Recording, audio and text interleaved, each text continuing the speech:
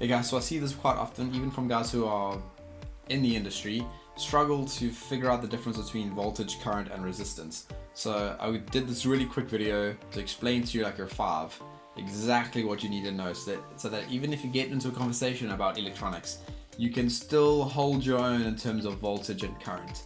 So let's check it out. So there are 3 basic things we need to know, and that is voltage, measured in volts, current, measured in amps, and resistance, measured in ohms. We're going to just focus on voltage and current right now. This is a USB charger that supplies power to an electronic device. USB devices are always 5 volt no matter what. This charger is 2 amps, but what the hell does that even mean? Picture a large bucket or pot of water. This water represents the amps. We have a maximum amount of water in this pot, and that is all that is available. We need this water to power our device. If our device requires less water than the pot can supply, we're good. No problem here. Is this a phone? I'm not even sure. Anyways, if our device says it requires more water than our pot contains, then we will have a problem. This also means that if our pot contains 5,000 amps, if our device only requires 1 amp, we're still good to go. Now let's move on to how resistance works. Remember, we can have more current than required, but voltage is not flexible. If our device says we need 5 volts, we need 5 volts. No ifs, no buts.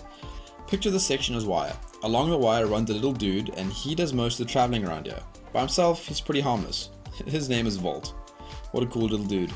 We actually need to do some work. Volt has a friend that he carries around with him.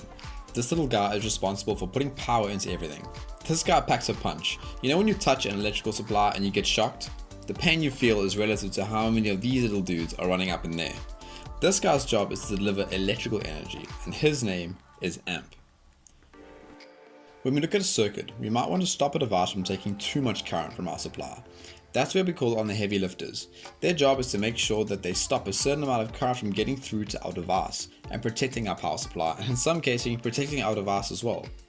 He comes in many different shapes and forms, such as resistors and regulators, but all in all it's all pretty much the same thing. His name is Ohm.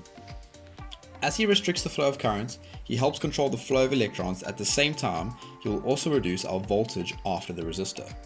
These 3 guys have a pretty complicated relationship and is known under what you might have heard in science class as Ohm's Law. Again guys, this is just a super simple and practical example. Please don't go ahead and add electrical engineer to your LinkedIn profile after watching this. If you are intrigued, have a look at YouTube. There's a lot more in-depth videos about the whole thing. If this helped you, I'm super happy. Thank you so much for watching, and I'll see you next time.